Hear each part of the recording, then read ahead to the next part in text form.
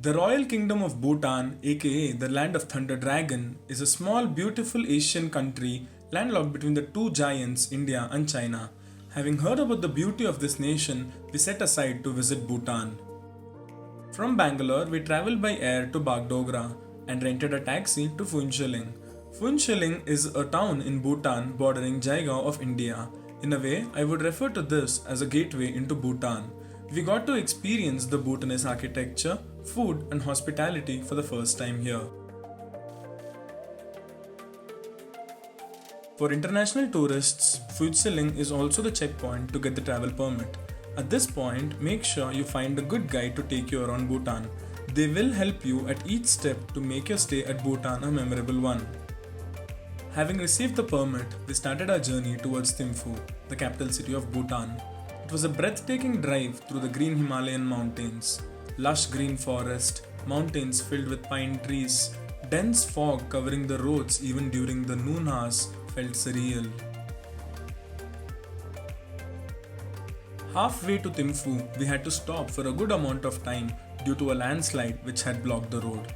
Well, if a landslide can buy me this view, I don't mind waiting.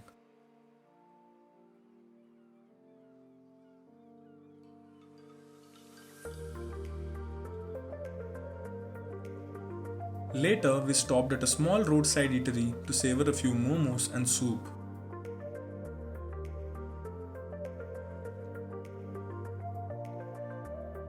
We finally reached Thimphu on the same day at dusk.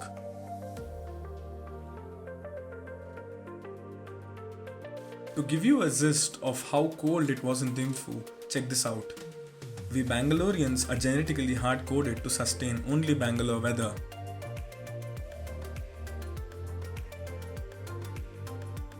Our first day at Thimphu was a memorable one.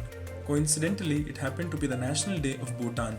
We started our day at Thimphu Chotan, also known as the Memorial Stupa. It is a large, majestic white structure with a golden crowning. When we were at it, there was an exhibit of the Bhutanese flag by a chopper.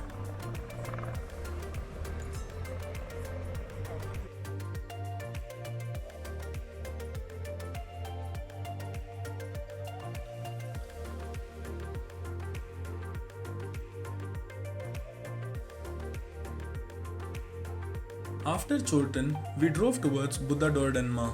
On the way, we came across the stupendous viewpoint of Thimphu city. Buddha Dordenma is a gigantic bronze statue of Buddha completed in 2015. It also has more than 1 lakh smaller statues of Buddha.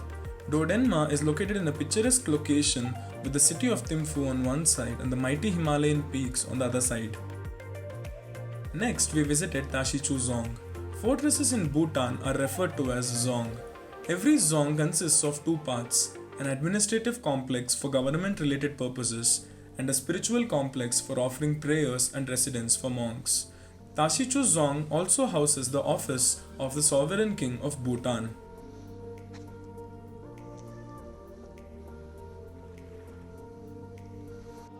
In the night, there were cultural events in the capital for the National Day celebrations. There was a showcase of Bhutanese history through a laser show. Punaha was our agenda for day 3. On the way from Thimphu to Punaha, we paused at Dochula Pass to view the Druk Wangyal Chortens. Genkar Pyunsam, the highest peak of Bhutan, is visible from this point.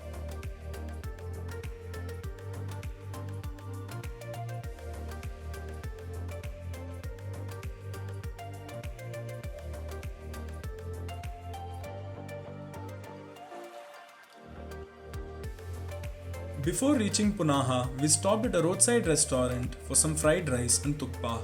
The cameraman asked us to say the food was good. We reached Punaha later in the noon. Nature seems to have showered Punaha Dzong with its best holdings.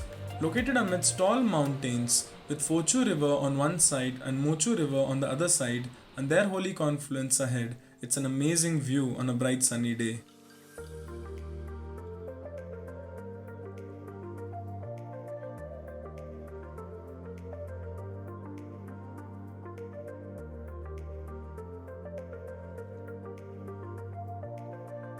A few minutes walk from the Zong is the Punaha Suspension Bridge.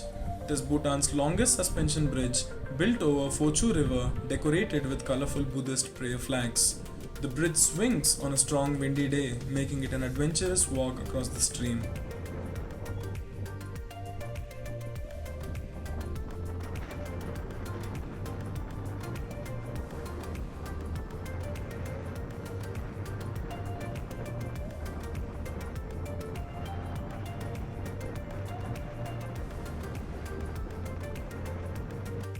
Next day we went to Paro. We drove from Paro to Hachalela Pass, the route to which was one of the most scenic and breathtaking experiences of our trip. Hachalela Pass is the highest motorable point in Bhutan between the Ha and the Paro Valley. The peak had a lot of white flags. They are believed to bring in good fortune by purifying negative karma.